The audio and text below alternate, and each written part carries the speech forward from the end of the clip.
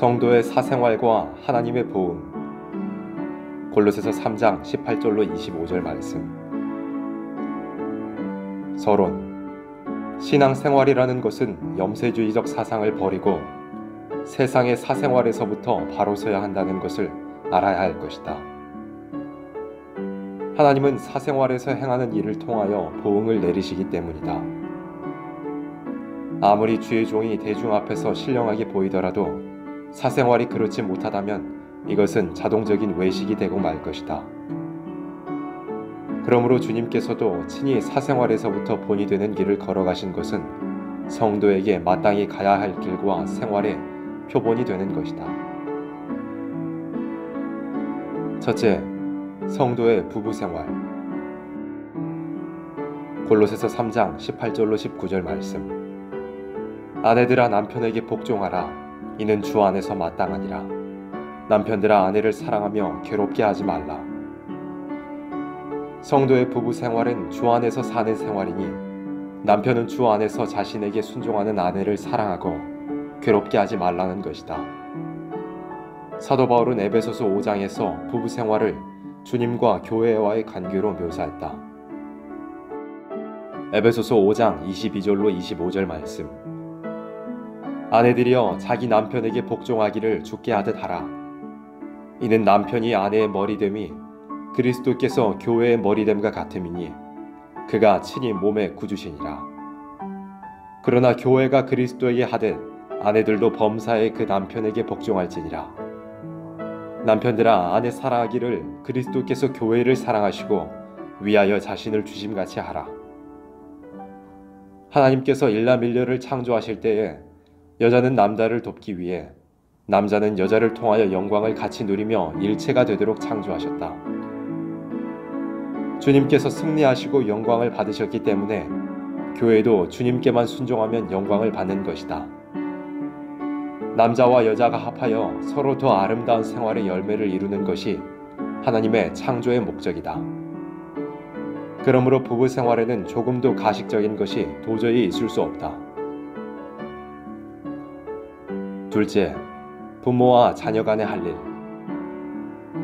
골로새서 3장 20절로 21절 말씀. 자녀들아 모든 일에 부모에게 순종하라. 이는 주 안에서 기쁘게 하는 것이니라. 아비들아 너희 자녀를 경독해 말지니 낙심할까 함이라. 자녀는 모든 일에 부모에게 순종하되 주 안에서 기뻐하는 것이라야 한다. 부모에게 순종하더라도 주 안에서 이루어지는 일이 아니라면 하나님이 기뻐하실 수 없다. 그러므로 주님께서는 아비나 어미를 주님보다 더 사랑해도 마땅치 않다고 말씀하셨다. 부모는 자녀를 경록해 하면 안 된다. 자녀를 기르는 부모가 자녀의 소망을 끊어버리는 일을 해서는 안 된다는 것이다. 책망을 해도 소망을 위하여 자녀가 더 힘이 나도록 힘써야 한다. 푸른 순같이 자라나는 자녀를 낙심하게 만든다면 축복을 빼앗는 일이 될 것이다. 마치 하나님께서 우리를 징계하셔도 오히려 더 열심히 나도록 역사하시는 것과 같다. 이와 같이 주 안에서 믿음으로 자녀를 기르는 것도 은혜로 되도록 힘써야 할 것이다. 만일 부모가 자식에게 혈기를 내고 감정을 내서 어린 마음을 낙심하게 한다면 반드시 사단이 기회를 얻게 된다. 셋째, 종과 상전에 대하여. 골로새서 3장 22절로 23절 말씀. 종들아 모든 일에 육신의 상전들에게 순종하되 사람을 기쁘게 하는 자와 같이 눈가림만 하지 말고 오직 주를 두려워하여 성실한 마음으로 하라. 무슨 일을 하든지 마음을 다하여 주께 하듯 하고 사람에게 하듯 하지 말라. 그리스도를 믿는 신앙 안에서 어떤 형제가 자기 상전에게 눈가림으로만 순종하는 일이 된다면 그것은 잘못된 신앙의 양심이다. 주님을 믿는 신앙을 가졌다면 주님을 두려워하여 거짓이 없고 성실한 양심적인 생활을 해야 한다. 만일 어떤 신자가 남의 일을 할 때 그저 품삯을 바라는 마음만 가지는 것보다도 주님께서 주시는 상급을 바라는 마음을 가져야 한다. 이것이 없다면 주님 앞에 설 때 불의의 보응을 받을 것이다. 우리는 지극히 작은 일에 충성하지 않으면 외모로 사람을 취하심이 없는 주님 앞에 서기는 어려울 것이다. 결론.